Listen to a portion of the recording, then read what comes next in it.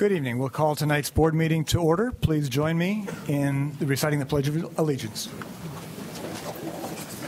Pledge of Allegiance to the flag of the United States of America and to the republic for which it stands, one nation, under God, indivisible, with liberty and justice for all. Thank you, and we'll begin with Superintendent Moore's comments. Good evening. I'll be a little long-winded tonight. There were waves of applause and cheers in the halls of Lynn Road Elementary School this morning as students and staff celebrated a major honor for school psychologist Lee Kokinis.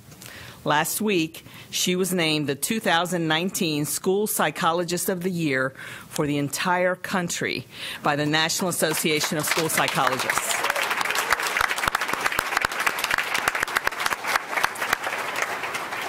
Kokinis was honored for her tireless work at the school, district, and state levels. In addition to her regular duties providing comprehensive psychological services for students at Lynn Road Elementary and West Millbrook Middle, Kokinis also works with small groups of students to build leadership skills and reduce in-school suspensions. She also serves on her school's intervention and instructional leadership teams, and she provides training to colleagues across the district and state, in addition to serving on the Governor's Commission on Access to Sound Basic Education. In short, she's an inspiration, the embodiment of the very best of what an educator can be. We know that school psychologists, school counselors, and school social workers help establish positive relationships with students and their families, connecting them with wraparound support and community services, which allows students to be better focused on their academic performance and growth. These critical support services are essential for our district to work towards increasing proficiency and eliminating achievement gaps based on demographics. We also know there aren't enough of these invaluable personnel. We employ just 112 school psychologists, a ratio of 1 for every 1,850 students. The National Association of School Psychologists recommends a ratio of 1 for every 500 to 700 students. We are grateful for the additional funding we received last year to hire more school psychologists. We will continue to seek more funding from the state and county until we arrive at that national standard. My hope is that by winning this major accolade, Kokinis will be a visible representative of the importance and impact of her profession. And we will bring her to a board meeting soon so that we can all acknowledge her achievement and celebrate with her. One of our core beliefs is that highly effective teachers are essential to student success. That's why we're always on the lookout for talented, driven teachers to join our team. I invite anyone and everyone who fits that bill to find the Wake County Public School System representatives this Saturday at the North Central Regional Educational Job Fair. We will be interviewing teaching positions in special education, middle and high school math, middle and high school science, and career and technical education. The fair will be held Saturday at the Southern School of Energy and Sustainability in Durham from 9 a.m. to noon. You can register at bit.ly.nc Regional Ed Job Fair 2019. I would like to close my comments this evening by letting you know that I spoke with principals this week about how our district supports and maintains a positive teaching and learning environment for our immigrant students, in particular our undocumented students and families, those who may be experiencing anxiety or fear. I followed that with written guidance outlining how schools will handle questions involving undocumented students. This guidance, which is also being provided to schools in Spanish should they wish to share it with their Spanish-speaking families, makes clear that school resource officers are not assigned any immigration enforcement duties. In addition, principals are being asked to notify the superintendent of any attempt by any immigration law enforcement official to enter school property or seek family information. Immigrations and Customs Enforcement has never entered one of our school campuses, and we see no reason why that will change in the future. However, we felt it was important that principals feel confident about how to handle immigration issues given recent community feedback and board discussion. We strive to provide a welcoming environment every day where children and families feel safe and supported in the pursuit of learning. Our counselors, principals, and teachers play a critical role in making that happen. While we are unable to control immigration issues beyond our campus boundaries, we can ensure a learning environment where legal and educational rights of students and families are protected to the full extent of the law. I'm going to repeat that in Spanish. Las conversaciones actuales a nivel nacional han generado preocupación en muchas comunidades con respecto a la seguridad de los inmigrantes, incluidos los estudiantes inmigrantes indocumentados en nuestras escuelas. La semana pasada hablé con los directores de todas las escuelas y les mandé información con el objetivo de proporcionar claridad a los derechos y las responsabilidades tanto de los estudiantes como del personal escolar relacionados con estos asuntos. A pesar de las protecciones legales y políticas, y a pesar de una política de larga trayectoria de inmigración y aduana que impone límites a las medidas de cumplimiento de la ley de inmigración en las escuelas y otros lugares sensibles, se han expresado inquietudes acerca de la posibilidad de que los agentes de ICE ingresen a un sitio escolar para localizar o detener a un niño indocumentado y obtener información del estudiante sobre el estatus de inmigración de la familia de dicho estudiante. Si sugería sobre el estatus de inmigración de la familia de dicho estudiante, si surgiría tal situación en cualquier instalación de WCPSS, la respuesta de la escuela debe darse en base a la política de la Junta Directiva Escolar del Condado Wake, Política 5120, relación con los agentes del orden público. Además, he pedido que los directores me notifiquen de cualquier intento, con o sin una orden judicial, por parte de los funcionarios encargados de hacer cumplir la ley de inmigración para ingresar a la propiedad de la escuela o para obtener el expediente de cualquier estudiante o su familia. Además, a los policías escolares, SRO, por sus siglas en inglés, se les asignan funciones según el establecido Memorándum de Entendimiento del Programa de Policías Escolares. Este Memorándum de Entendimiento no les asigna a los SRO ninguna responsabilidad de hacer cumplir la ley de inmigración. Finalmente, WCPSS continuará cumpliendo estrictamente con las leyes federales y estatales que protegen la confidencialidad de los expedientes escolares y no les divulgará dicha información a los agentes de ICE, excepto cuando sea requerido por la ley. El sistema escolar del Condado de Wake tenemos la responsabilidad y el placer de dar la bienvenida a todos los estudiantes inmigrantes y a sus familias. En la escuela somos familia. Thank you.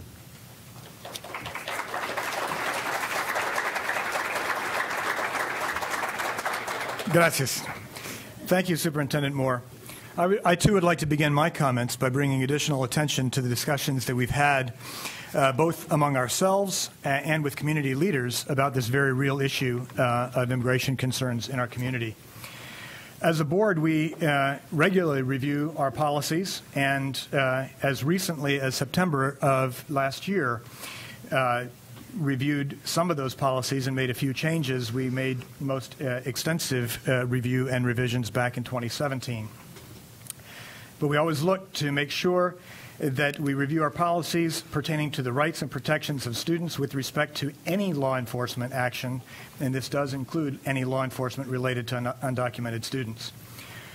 These policies that are in place are in part to address the types of situations that we're seeing today. It's important to recognize that in 1982, in the Plyer versus Doe case, the United States Supreme Court held that public school districts cannot deny undocumented students from receiving a free public education. In particular, the Supreme Court concluded that all persons in the United States, including undocumented students, are entitled to equal protection of the laws, and that denying a free public education to undocumented students would impose a lifetime hardship on innocent children that is not justified by any substantial state or federal interest. As a board, we are committed to the safety of all of our students. As both a board and a school system, we will do the best that we can to ensure our school system, both in policy and practice, provides every intended protection that is required by law. Specifically, in the guidance that Superintendent Moore talked about, and that guidance document is available to the public should anyone want to see it. We note many of the things that I've just noted, specifically the Supreme Court guidance. We, as a board, have noted that our discrimination, harassment, and bullying policy, as is required by law, prevents there to be any discrimination, harassment, and bullying based on national origin. That would include immigration status. Secondly, our policy pertaining to the relationship with law enforcement, that's policy 5120, specifies 10 specific steps that must be carried out for any law enforcement action on our campuses. This requires that there must be a warrant. This requires that questioning should be done so as not to interfere with educational time, to embarrass students, etc. This requires that specific record keeping be made so that the name of the law enforcement officer, the agency, the names of the students, any actions taken, and the dates of encounter, these are all things that must be documented according to our policy. In addition, as stated in this guidance, I will read these 3 points that are added in addition, really an interpretation of our policy. So in addition to the above, principals are to notify the superintendent of any attempt with or without a warrant by immigration law enforcement officials to enter school property or to obtain any student or family records. Further, school resource officers, SROs, are assigned duties as specified in the School Resource Officer Program Memorandum of Understanding. This Memorandum of Understanding does not assign SROs any immigration enforcement duties. Finally, Wake County Public Schools will continue to strictly enforce federal and state law, protecting the confidentiality of student records, and will not disclose any such records to ICE agents except when required to do so under the law, for example, with the subpoena and prior notice to the parents or guardians. The fear and anxiety caused by immigration and customs enforcement arrests in this area and throughout the state is troubling. We know the effect that this has on children, on their education, and on their families. We also recognize that much of this is beyond the reach of the authority of this board. Nevertheless, it is absolutely critical that we do our best to focus on the protections that we can provide as we prepare all children for a better tomorrow. In addition to those comments, I would like to celebrate the opportunities that many of us had to read with schools across the county. I got to read with fifth graders at Swift Creek Elementary School and kindergartners at Combs Elementary School. In addition to reading to books, had wonderful, rich discussions with these students. Had the opportunity to participate in the showing of the film Resilience to several of our state legislators.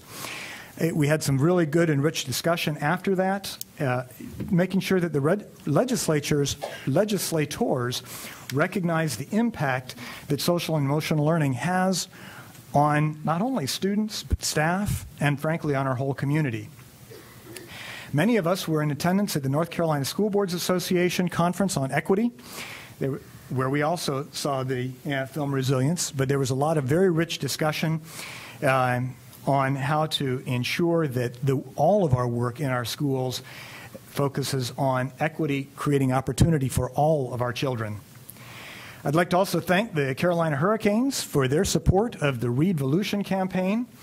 I think it was over 2.5 million books were read, and the top schools, the schools with the top numbers of readers were invited to a Hurricanes practice. And let's say it was a very energetic PNC arena, a loud but enthusiastic opportunity. We're really thankful for the partnerships that we have with the local community. And finally, we're all looking forward to tomorrow night at the showcase of the arts in Wake County Public Schools as we look forward to the Pieces of Gold celebration. Thank you. Chair Sutton, Vice Chair Sutton. Thanks. I'll just add had a wonderful opportunity to participate in the Black History Month program at Sanderson High School last week. Thanks to Principal Greg Decker for his support of that event. If you have not had an opportunity to visit Sanderson and that program, it is an absolute treat. And I think the school, the entire school, students, teachers, and even some parents had a wonderful time celebrating. And then also participating in the read-in at Wakeline Elementary.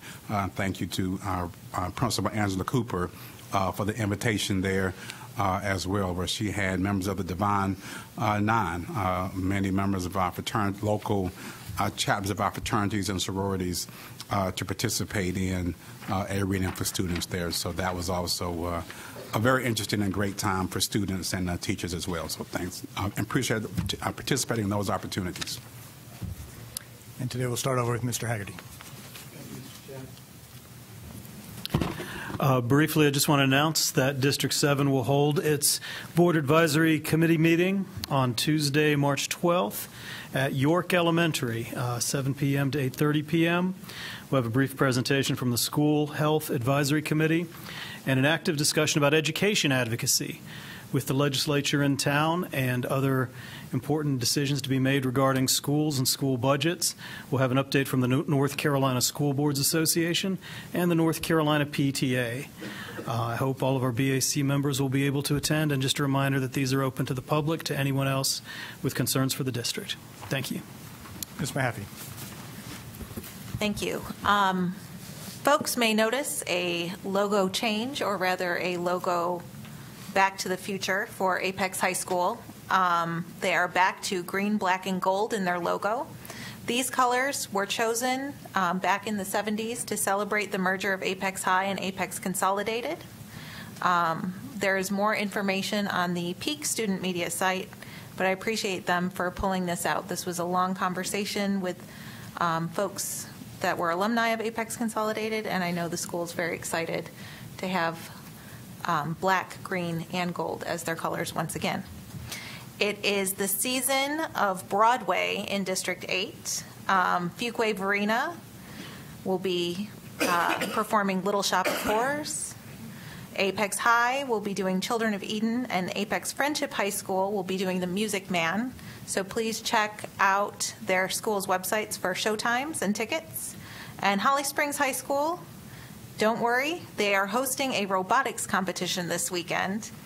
And Optimus Prime, their back-to-back national championship robotics team, is hoping for a three-peat. Many thanks to the Apex Chamber of Commerce for honoring our Teachers of the Year and Teacher Assistants of the Year this past week at Prestonwood Country Club. Since I didn't have to worry about sub-plans and was under the weather, I decided to stay home and not pass that on to our teachers. But I know that it is always a wonderful event and always very appreciated by our schools and our teachers. And I'd like to thank Mr. Norton's fifth graders at Herbert Akins Road Elementary School and Ms. Sue's third graders at White Oak Elementary School for inviting me to read Across America. Thanks. Ms. Johnson-Hostler. Yes. Briefly, I think it's important to note that there's several students in the audience, and so I want to thank those who reached out to me to speak directly to the importance of the statements I made at our last board meeting, and to reiterate my continuous support and recognition of the need for us to address and ensure students and families that the importance of we personally feel to publicly speak into the fears and concerns and recognize that that does absolutely align with our conversations around social and emotional well-being. So thank you especially to the young people. I've been an advocate for the last 20 plus years, but I can't say that I was an advocate as young as some of these young folks are, and so my hat goes off to be able to continue to reach out to elected officials and speak truth to power. So thank you all for your advocacy, and look at those teachers clapping for our students. That's that lets you know where teachers stand in supporting students, and I want to personally note that I appreciate the teachers for acknowledging the importance, because that's why they're sitting here, because they are pouring into our young people. So thank you all for providing a hand clap and support for our young people and the work that they continue to do.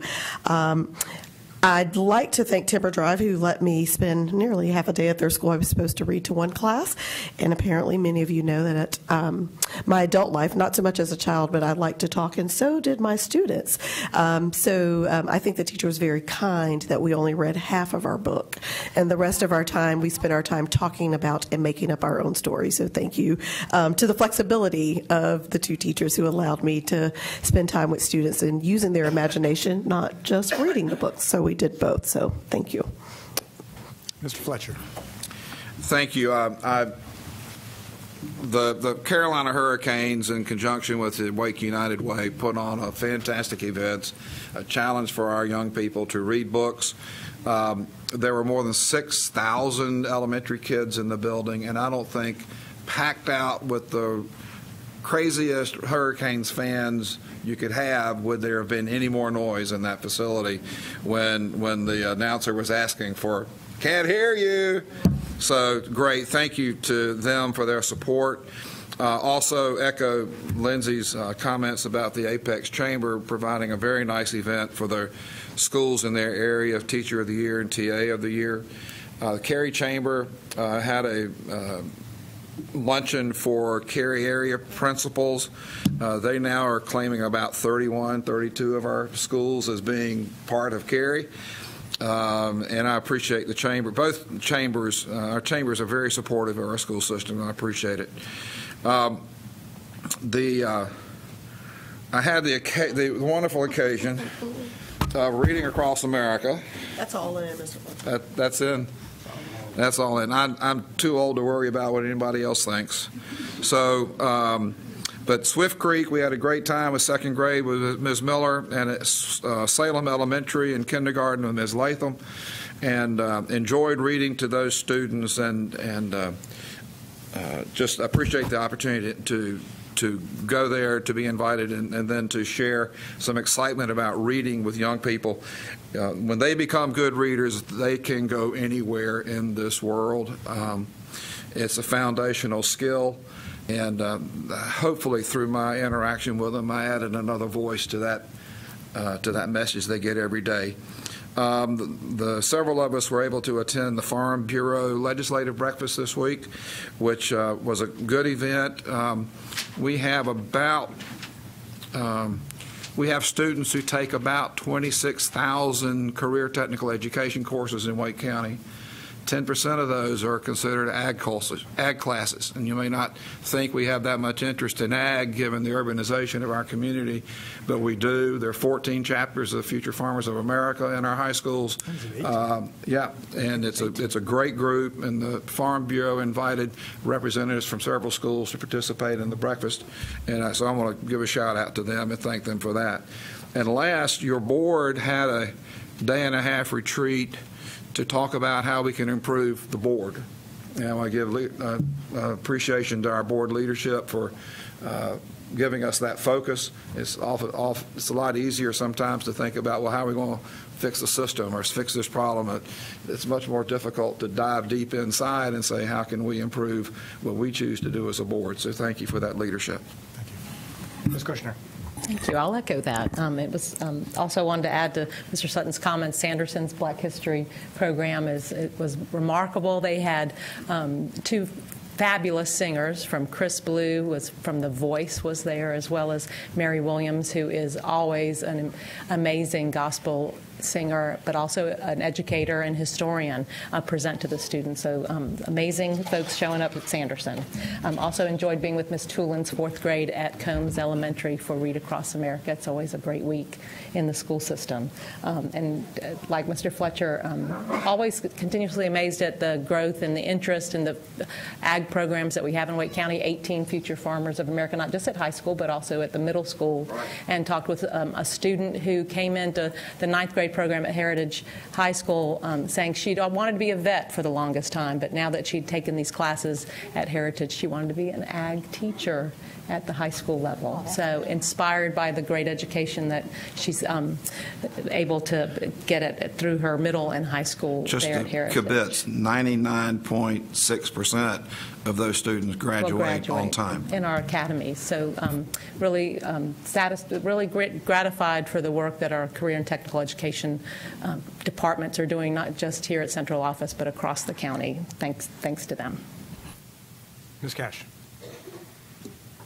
So we had, I enjoyed also the Read Across America. Went to Combs Elementary, and I have some grandsons there, so I read to the kindergarten class, and that's always one of my favorite things to do. So I'd like to go to as many schools as possible. So next time we have it, everybody ask me to come read at your school, because I want to do that.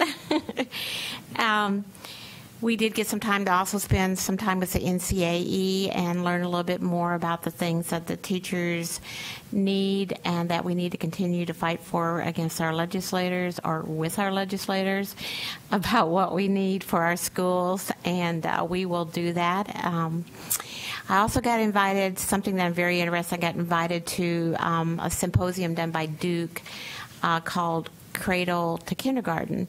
And it's an area that I really enjoy the most since I'm in healthcare, that checking to see what we do for our cradle to age 2 and how that impacts what we do to the kid, what we can do with our children when we get them in school.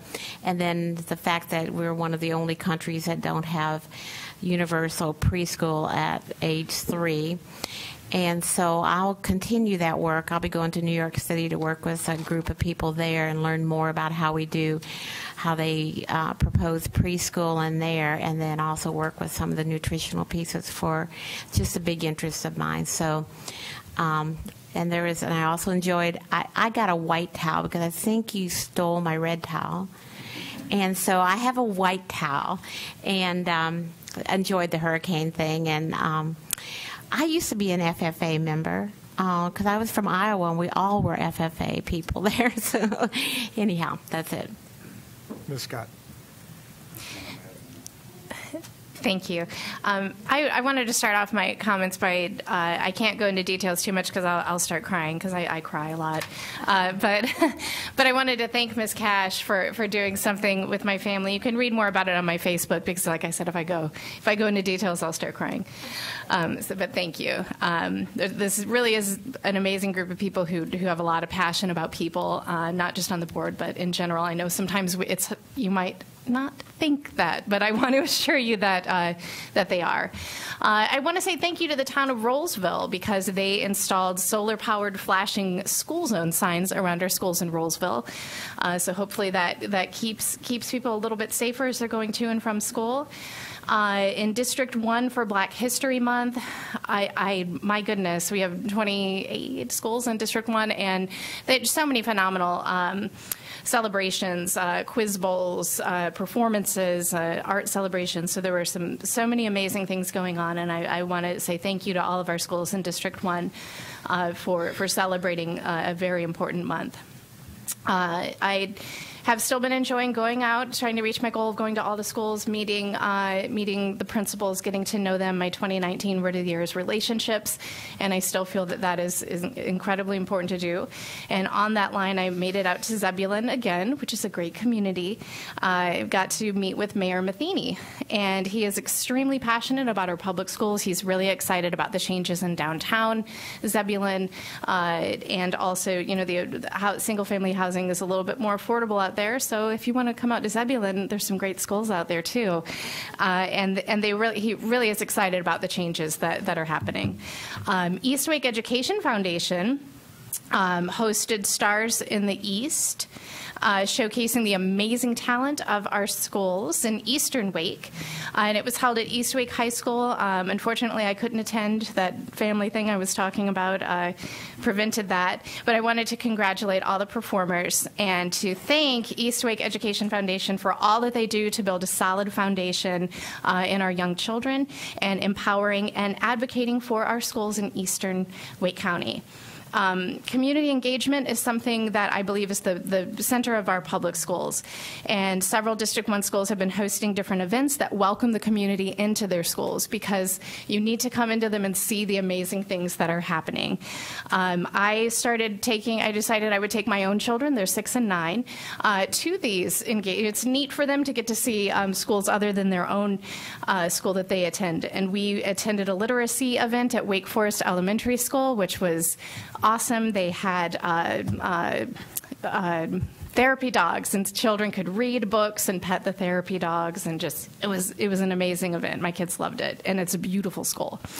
And Knightdale High School, I was able to take my son, and hi, Alex, I told him I would say hello if he's watching.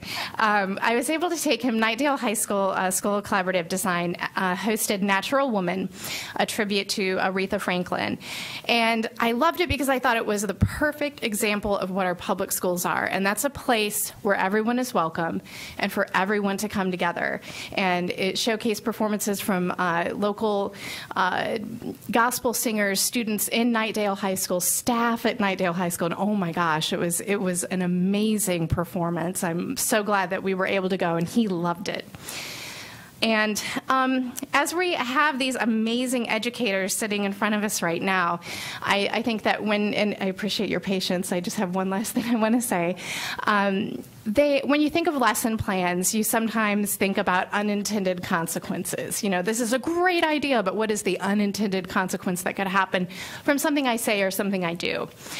And 2 years ago, good friends of ours who moved here from another country.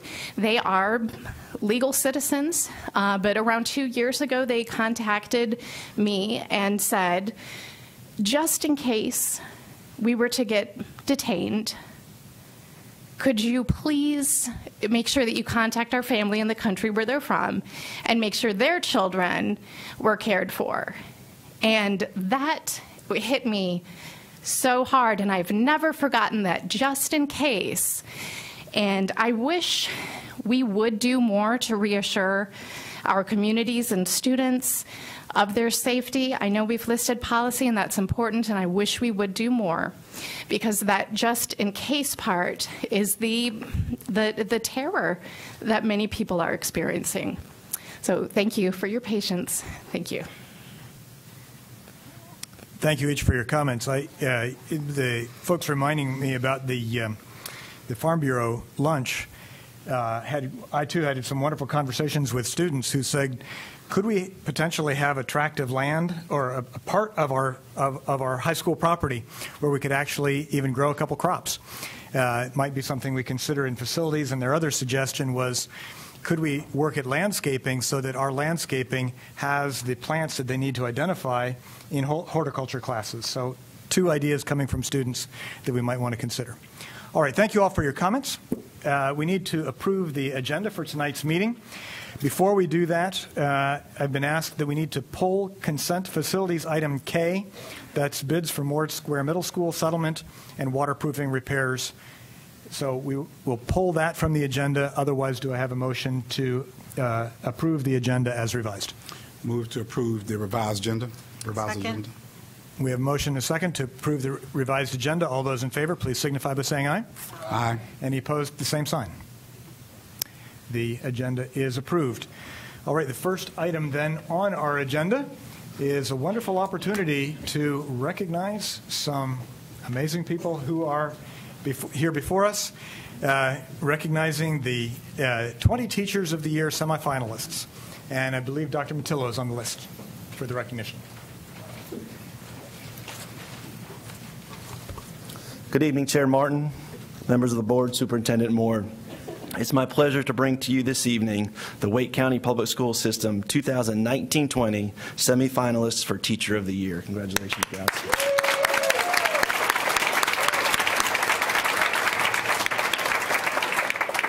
It's such an honor to celebrate this incredible group and the impact that they have on our students every day. Awardees, when I call your name, please come to the front to be greeted by Superintendent Moore and remain up front until all recipients have come forward.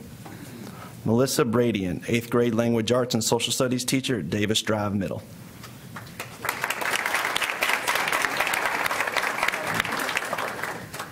Wendy Branch, grades 9th through 12th grade math at Longview High School.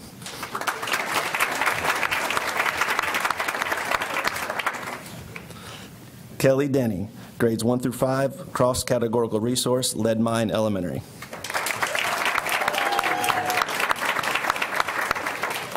Toya Dunbar, band and chorus, East Garner Magnet Middle.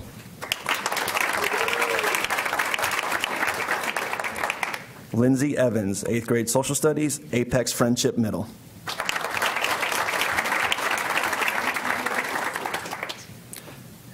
Cathy Folia, grades 1 through 5, literacy intervention, Wiley Magnet Elementary. Michael Grether, world history and human geography at Roseville High School.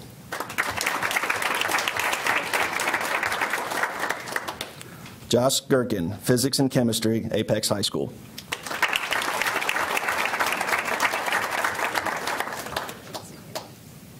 Julia Huffman, 8th grade language arts, Carroll Magnet Middle.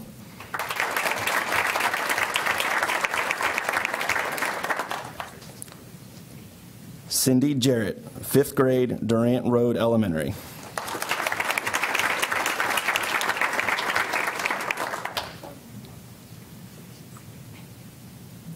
India Kingsbury, 6th grade math, East Millbrook Magnet Middle.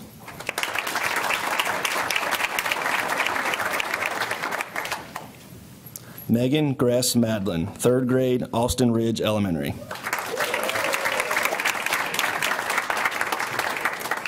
Stephanie McGrath, 2nd grade, Reedy Creek Elementary. Lindsay McKee, 6th grade math and science at Pine Hollow Middle. Elizabeth Price, career in technology communication, Vernon Malone High School. Melissa Richer, Spanish teacher, Holly Springs High.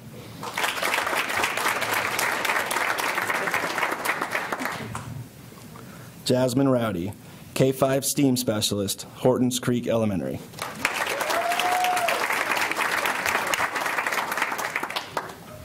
Kristen Valls, 3rd grade math and science, Barwell Road Elementary.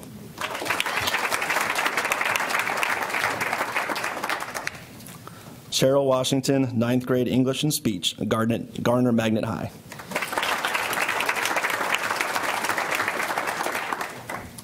Tamiko Williams, grades 7 through 9 math, Wake Young Men's Leadership Academy.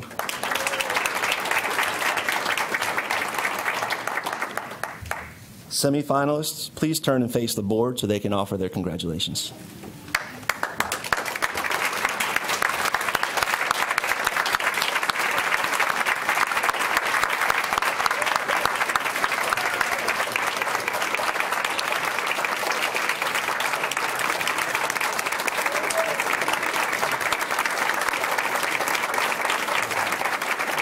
Thank you all. Congratulations once again. On behalf of the board and, frankly, all of the Wake County community, thank you and congratulations. Your role as teachers is always important, and I say that with a special degree of understanding with 25 years myself in the classroom. There are days where we all wake up and we say, oh, do I really want to go into the classroom? And then we see the impact that we can have on our kids. You do nothing other than change lives. So thank you so much for your work, and you really need to recognize what a distinction this is. We have 10,000 teachers in Wake County, and you are the top 20 out of 10,000 teachers. That means you've been selected by your peers because of the leadership that you provide. It is being recognized, and the importance about recognizing leadership is to give it back, and so we look forward to what you will continue to do as leaders in your schools, changing the lives of every child every day. So thank you so much, and congratulations.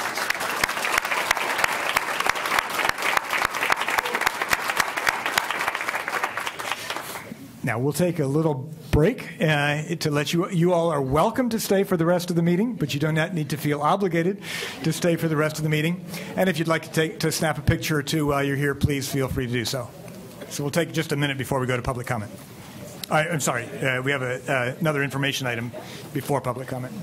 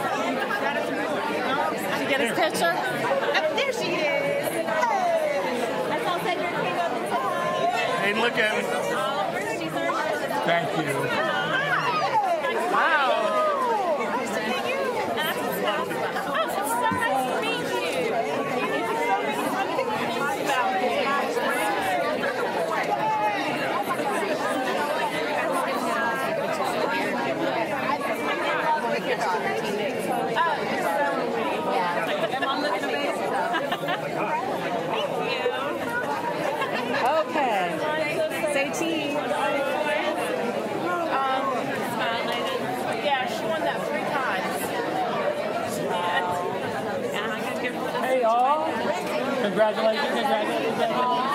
Can I get the whole team? You got the whole team in a picture already? That's awesome. That's your favorite teacher. Oh, yeah. The whole group. Very good. I got to go way back, though. It's going well. And you got to move back home. It's all right. Ready? Right here. If you want to say your name. Yeah. Is it yours?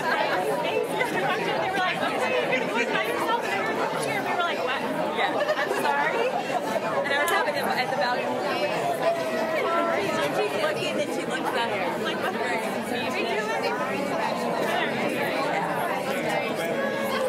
Thank you so much for coming.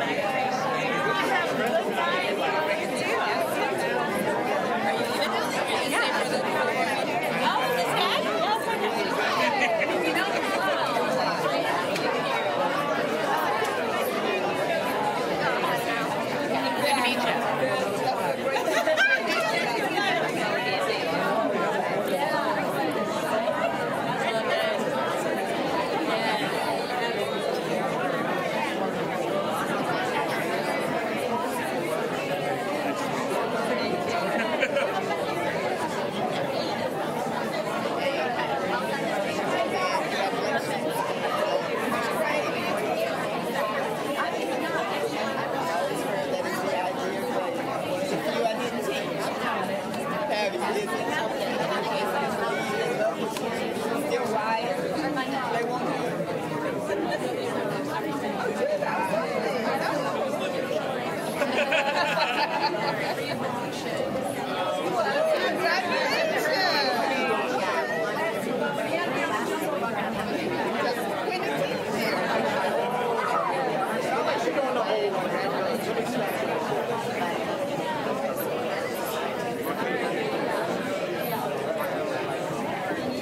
Heading out? Well, I want to see this. That's pretty cool. That is cool. I don't remember them getting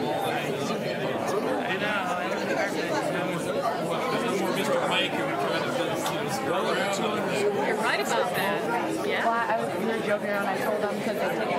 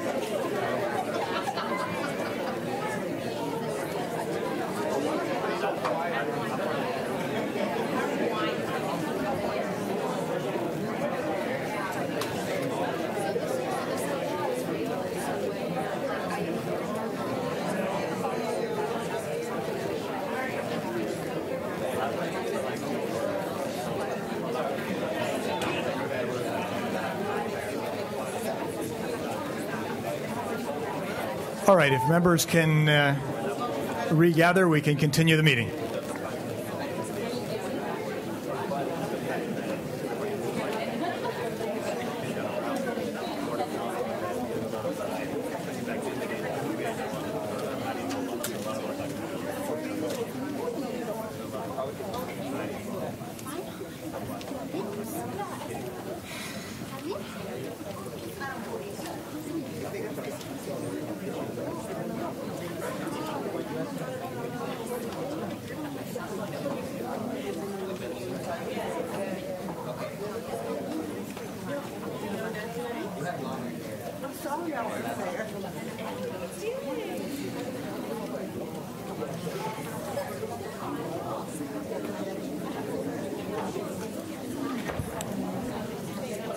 Always a great opportunity to recognize the achievements of teachers, and we wish them all the best as we move on toward the selection of the finalists for the Teacher of the Year.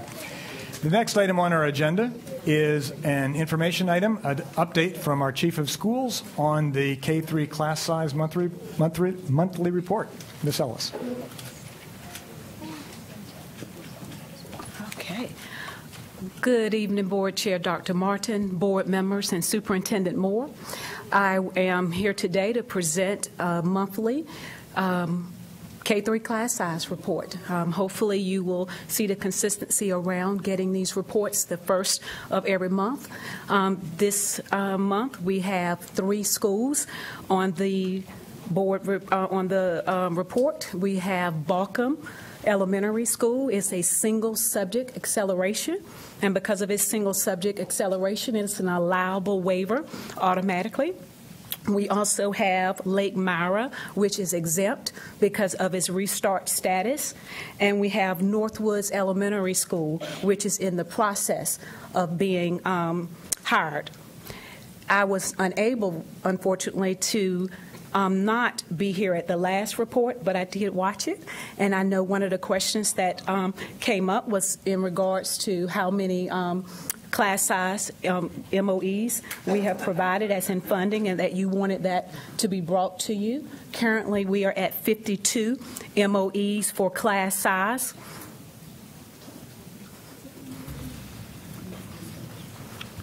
That's approximately $303,000 and 213. And that's an approximate. But I did want to follow up in making sure these reports are what you are requesting. I think there was some conversation around the grades 4 and 5 as well, and that is one of those unanticipated, or some of us can say anticipated consequences of a mandate that is not funded. So that is our report for this monthly piece. But I do want to bring your attention to Balcom Elementary School. You will see later on in the agenda under consent that Balcom we are asking your approval for the single subject acceleration waiver. So though it is an allowable waiver request, it still requires approval by the board to submit that waiver, or to get that waiver reviewed by DPI. Chairman, I have a quick question. Ms. Ellis, Yes. the $300,000 you mentioned, is that coming from local funds or is that from state funds? Yes. It's coming from local funds. Local funds. All right, thank you.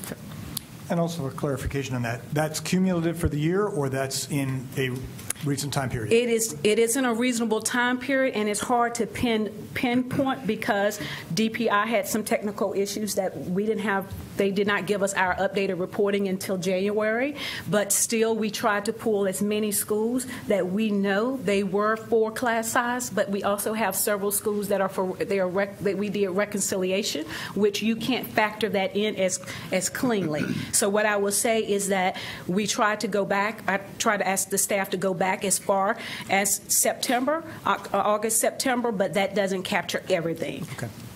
Thank you. Mr. Fletcher. Well, two things. That the 52 months. Yes. 252 months of employment for a teacher, that's 5.2 teachers. If they're hired in mid-year, that's 10 teachers. So when we look at the caliber of teachers available to hire in January compared to June, is there a difference? I mean, there really is. I'll say it for you. Okay. There really is a difference. So when you get them in August, September, as you've indicated, you have a 10 MOEs, because that's a teacher right. that is right there at the beginning of the year. The teachers now that we are getting for overages, there are 4 MOEs, 3 MOEs, because it's just for the remainder of the school year. And so your pool is much different. Is there a pool? Yes, but that pool is different. And then you always wonder why, if they're that good, why aren't they in a full-time position? But I won't go there, because we can find good people. Talk about that later. I want to. One other thing. Yes. Well, it's off. Never mind. That's off subject. Okay. All right. Any other questions related to this information item? Thank you, Ms. Ellis, for the update. You're very welcome. Thank you. All right, the next item on the agenda is our time for public comment. Citizens who sign up to address the board during public comment will be called on in priority order. We have none signed up for issues on the agenda, but then we do have a number for items off the agenda. Each individual speaker will be allowed 3 minutes for remarks. Special personnel or student matters are not appropriate for this public comment setting, but may be addressed through applicable WCPSS personnel, the grievance policy, or other applicable policies.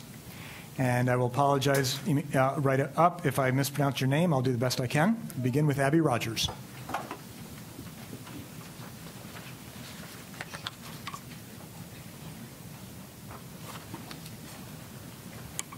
Good evening. My name is Abby Rogers, and I'm a junior at Middle Creek High School. And my name is Mary Kate Frieda, and I'm a junior at Holly Springs High School. We are here today on behalf of local youth activists across North Carolina who, on March 15th, are planning to come together at Halifax Mall in Raleigh, striking from school to advocate for ourselves and the betterment of our futures, a future that is on track to be sabotaged, destroyed, and eradicated due to climate change. Our strike, amongst sister strikes in over 30 states and across the globe, will be held from 12:30 until 4:30 p.m., purposefully in direct conflict with the school day in an attempt to demonstrate that we will not be passive in the fight to reverse and slow the inevitable impacts of climate change. While we have taken the time to educate ourselves about the devastation of climate change, we have also taken the time to educate ourselves on the consequences of striking from school. The Wake County Public School System's Policy Code 4400 defines the consequences of excessive and unexcused absences, and the extent to which these policies are enforced varies between schools. Policy Code 4400B7 states that an absence may be excused for a valid educational opportunity, and that to be counted present, the student must be present for at least one half of the school day. The mission of the U.S. Youth Climate Strike fulfills these requirements and furthermore exemplifies the vision of the Wake County Public School System, that all of its students will be prepared to reach their full potential and lead productive lives in a complex and changing world. How can we reach our full potential and lead productive lives if the world around us continues to be destroyed? The U.S. Youth Climate Strike is an opportunity for the youth of Wake County to come together and let our voices be heard in a society where we are constantly being told to stay quiet. Without the assistance of the Wake County Public School System, we will not only be discouraged, but in some cases disciplined for taking action against the evil of climate change. 5 days ago, a petition was published on change.org calling on the Wake County Public School System to do their part in the protection and ensurement of our futures by acknowledging the absence of students participating in the U.S. Youth Climate Strike as a valid, excused educational opportunity. The petition has received almost 200 virtual signatures and lies in front of you today. The youth across America have called upon ourselves and our peers to take action, and we full-heartedly believe that it is now your turn to do the same. Thank you. Thank you.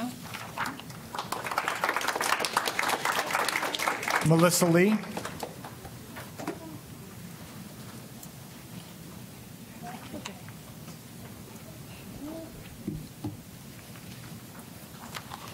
Good evening. My name is Melissa Lee, and I am the Wake County Indian Education Parent Committee President, and I am a full-blooded Navajo. I live on the Navajo Reservation as I grew up, and then I went to college, got married, and then I live now in Holly Springs for 8 years now. My youngest is in high school, and I had two others that went through the Wake County Public School System. I would like to cordially invite each one of you to the public hearing that the Wake County Indian Education Program is having, and I want you, each one of you, to personally come out and just to see what our program is about, to meet the people, to meet the families, the students, and to know what we are about. So if you would please put it on your agenda, on your calendar, that it's going to be a Saturday, and that's 3 weeks from now, at March 23rd. It's going to be in the afternoon from 12:30 to 2:30, and we will have lunch, if you like that, at 11:30. So that's what I would like to bring to you, and I personally would like to be, it would be an honor for me to have you there. Thank you very much, and have a good evening. Fernando Martinez.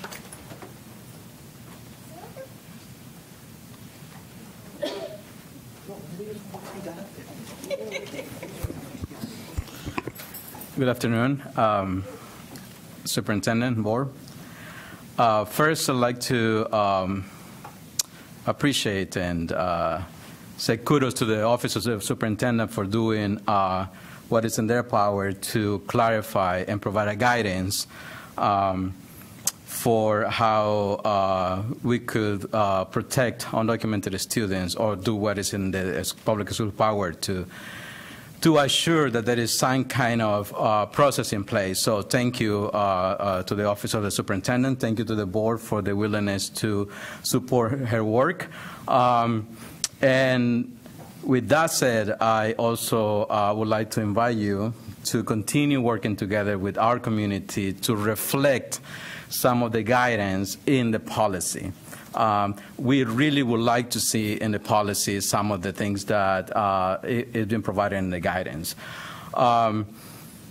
When immigration and customs enforcement come to our communities, they lie, they cheat, and they use fake warrants that most of the time are not even signed by the immigration judge. I see a lot of attorneys in the room. You all know that. That's what it is. So the language in the policy 5120 doesn't go far enough to protect undocumented families. We invite you to consider to change that language to include more specifics about that the warrant needs to be signed by an immigration judge. We also invite this board and the Office of the Superintendent to invest in psychologists and school counselors as well to deal with the trauma and pain that the immigrants' families are facing. We want you to also invite you to consider what would you do, what will a principal do if a parent is arrested nearby the school and then you end up with a child in your school that has no house to go back to because the parents have been removed by Immigration and Customs Enforcement. There are a lot of things that are happening in Immigration and Customs Enforcement. They cage children, they sexually abuse children, and I don't even want to go far. It's in the news, it's all over the news. And we invite you to consider the consequences that public schools are the safest place for a lot of our families, even safer than their houses at this moment. So what will the school do if that happens?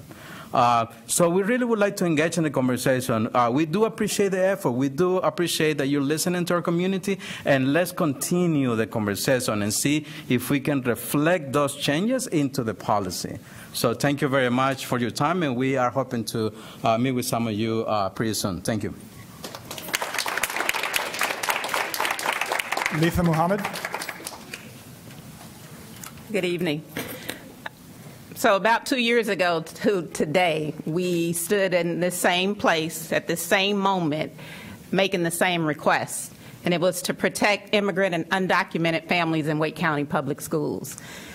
And as a result of our organization and community members and families coming to this board, and some of you all are new, so you weren't a part of that conversation, there was some change to policy. We appreciate that change then. We appreciate the guidance that was released to principals, but we're asking you to go further. We're asking you to create policy, to be the leader in North Carolina as the largest district in the state, to create real policy that protects our families. Thank you.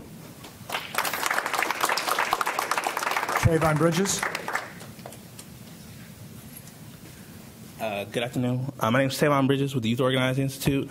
I'd like to first say commend all the folks that spoke on the issue and also the hard work that's been done to give clarity to folks that did not have clarity.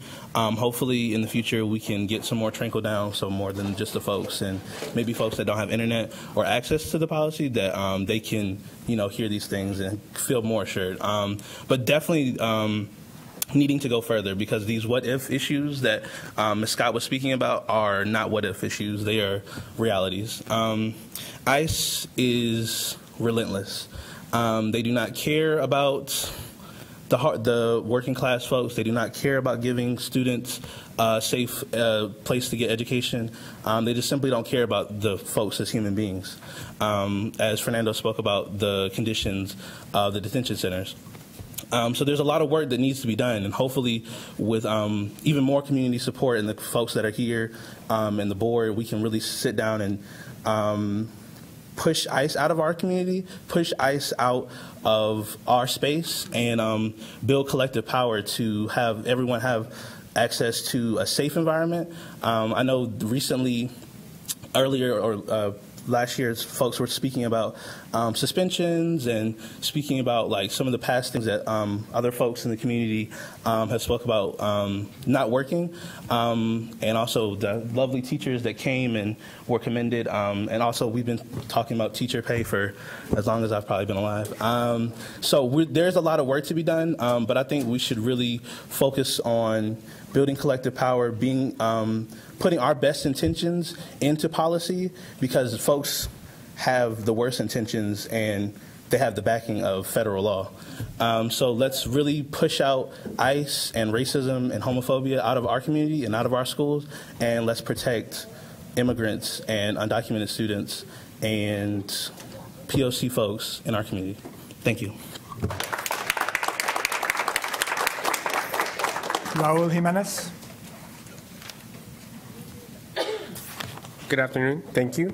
My name is Raul Jimenez. I'm the director of the Youth Organizing Institute. Just a little background. I was undocumented when I was younger. I first came to the United States as an undocumented minor.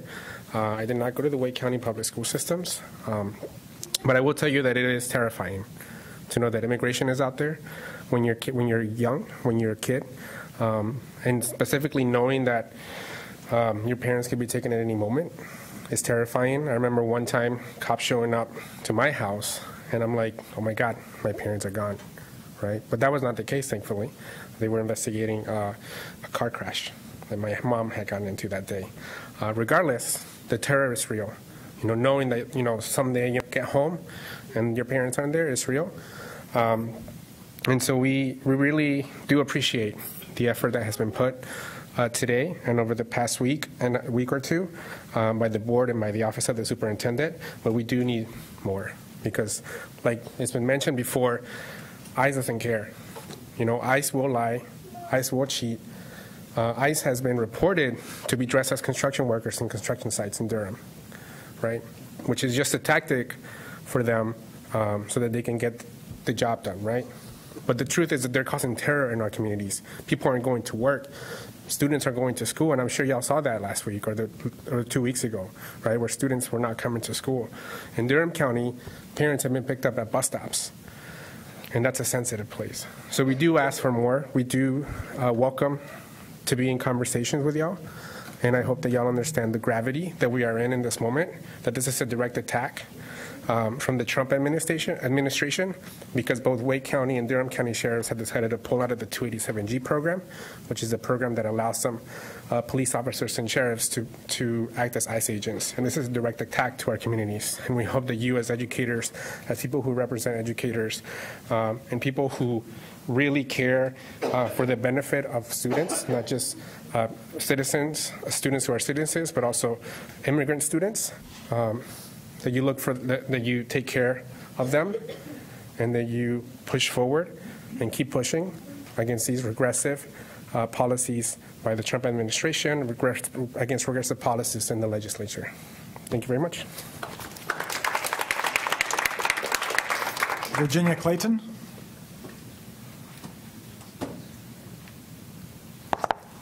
Hi, thank you so much. My name is Jenny Clayton. I teach at Cary High School, and I'd like to provide a snapshot of how recent ICE raids are affecting our students as you consider strengthening policy. 4 immigrant students were absent one day last week from the CTE classroom next door to mine because they were afraid to leave their houses. A bus was rumored to be picking people up at the mall across the street from the school. These are A students who are rarely absent, but because of recent ICE raids and their documentation status, they felt that staying home that day was the best way to protect their future. Ideally, we would want students to think the opposite, that coming to school is the best thing they could do for their future. Further strengthening of policy from the board could help right this reversal of perception among students who feel especially vulnerable right now, who have to weigh the pros and cons every time they leave the house. One morning last week, an undocumented senior at Cary who dared to leave her home was terrified to witness ICE rounding up 4 people in the parking lot just outside her apartment. None of the men was the person ICE had originally been looking for but couldn't find. They were just there. The student made it to school, then broke down sobbing in her administrator's office as she recounted the experience. There's anxiety as well in my classroom of more than 20 newcomers from Central America. They have experienced trauma in their home countries and on their journeys here. And now they're asking their teachers, is it true that ICE can't come onto school property or into a church? These are the words they bring to school when their energy should be entirely focused on healing and learning. There's another sentiment creeping into this newcomer group, resignation. Reflecting on recent ICE activity, one student from Guatemala put it to me like this. She spoke in Spanish. Miss, if they send me back, ni modo, which meant, oh well. It's not that she doesn't care, it's that she's exhausted by the increasingly constant reminders, courtesy of ICE, that the dreams she's carried over so much time and distance could evaporate at any moment. Ni modo is an acknowledgement of powerlessness that breaks my heart, because I know if this cohort is to graduate, to overcome educational gaps while learning English, they must first perceive themselves as in control of their future. They have to visualize it, but right now they're afraid to dream it. Wake County schools cannot halt ICE's intent to establish their new normal. At the same time, we can't allow our response to come across as ni modo. Our students might feel powerless, but we do have the power to make them feel safer at school, and we should use that power to its fullest extent. If we wish for all students to fully invest themselves in their education, then we must tell them in no uncertain terms that we value their right to access that education. Thanks.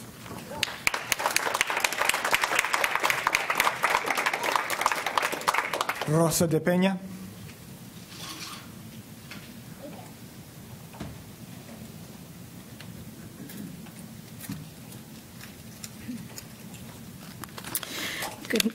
Excuse me. Good evening, everyone. My name is Rosa de Peña, and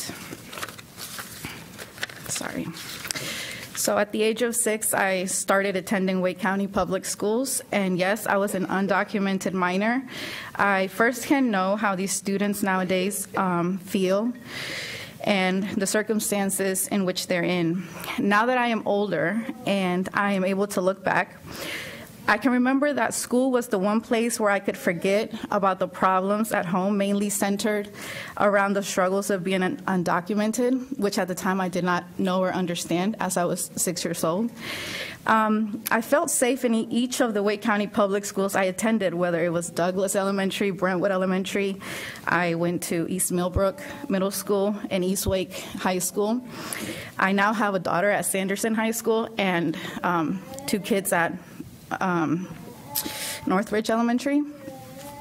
The message I always understood as a student was that my teachers were there to help me and my peers to learn, but also to protect us during school hours or after school activities. With all the raids happening lately in North Carolina, there is major fear in not yet documented families, especially kids of school age. A fear of family separation. Students cannot perform their best when in fear. I'm so grateful for my Wake County Public School teachers who growing up treated me the same as my peers when I didn't even know I was different, and didn't turn their back on me because of my legal status, which I wasn't aware of, as I mentioned earlier. However, there wasn't anything officially on paper that protected me or others, or many others, from being taken by ICE or my parents if they were at a school meeting. And there still isn't really. There's still cracks. And what we're here for is to ask you to please consider filling in those cracks so that just in case, like mentioned earlier, ICE cheats or gets through somehow, that our students are protected and that Wake County sends a message out to the rest of North Carolina that we are here for these students. We are here to protect them. We're a team. I'm so thankful that I was able to graduate from Eastway High School, and sorry, I cry a lot too, with a 4.0 GPA. I was able to get a driver's license, even though my driver's ed teacher asked me for a social security number, which I didn't know what it was. I am now a business owner, and I'm very grateful for the opportunities. However, people like my brother, who was murdered in Mexico after being here from the age of 1, who had to go back to a country he did not know, ended up losing his life. Thank you.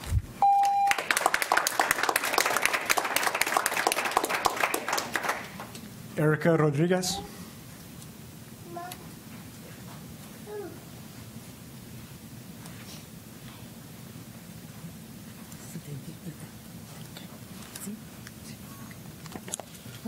Buenas tardes. Good afternoon. Mi nombre es Erika. My name is Erica.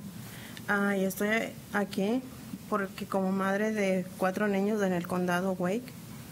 And I'm here because as a mother of 4 in children in Wake County schools. 2 en Martin Middle School y 2 en Adams Elementary School. 2 at Martin Middle and 2 at Adams. Primero que todo quería darles las gracias por la resolución que han tomado. Como madre es muy importante para mí tener la seguridad de que mis hijos están seguros en la escuela. First of all, I wanted to thank you for this resolution that you have taken because I have children in the county.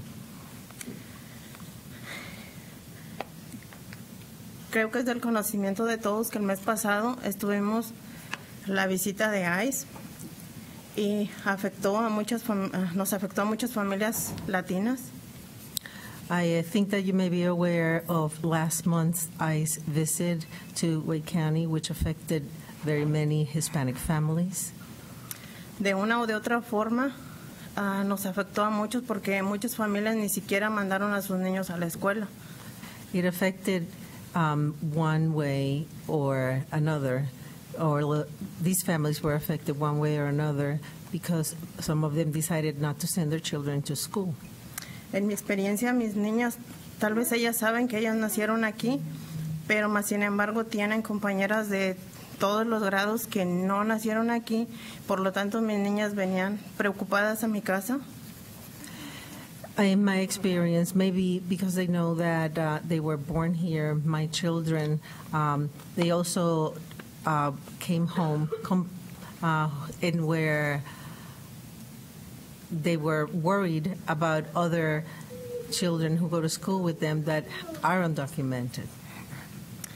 Creo que ningún estudiante debe ir con miedo a la escuela.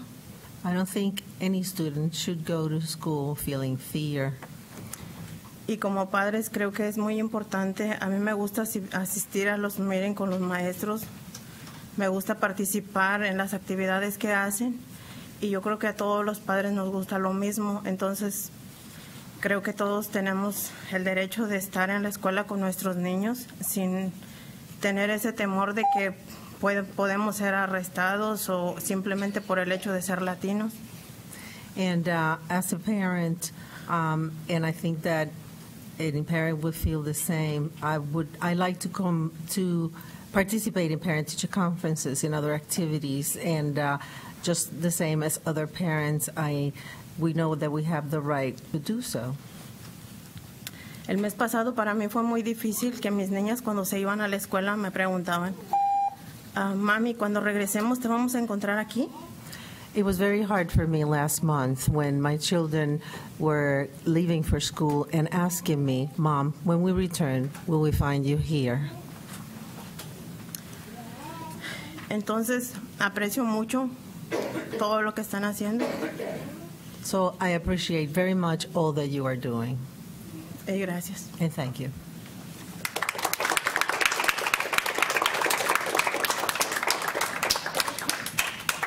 Monika Martinez.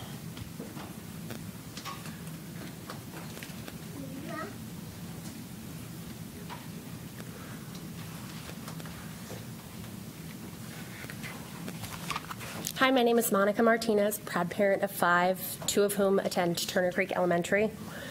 While I'm here speaking on another topic, I wanted to take a brief moment to ask that you take deeply into account the message provided by those who spoke before me. My children, too, have had to live in the same fear. A simple sight of blue lights inspired terror in them and continues to do so in our extended family. So I'd ask that you take what they've said into accord when you're looking at policy. I recently received a letter sent home in my children's folder.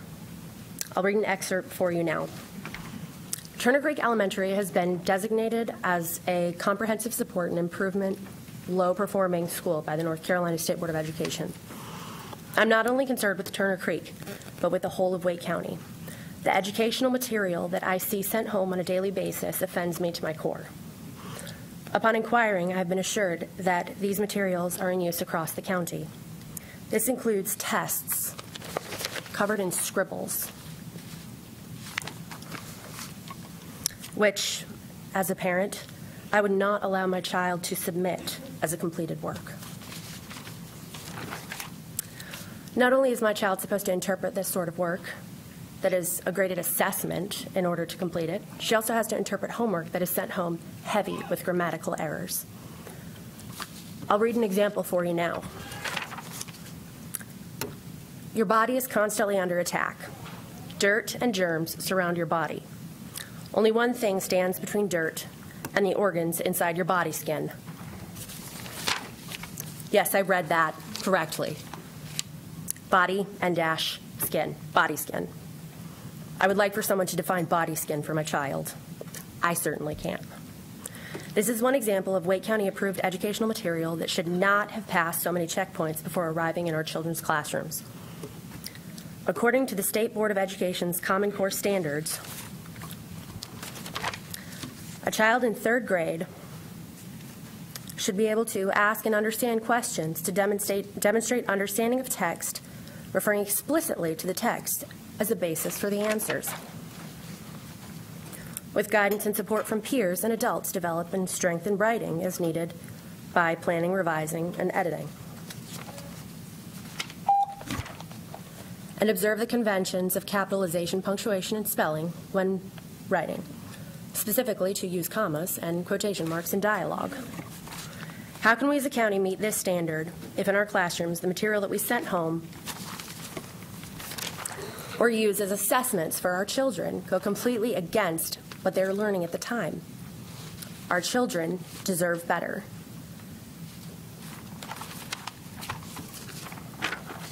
Thank you.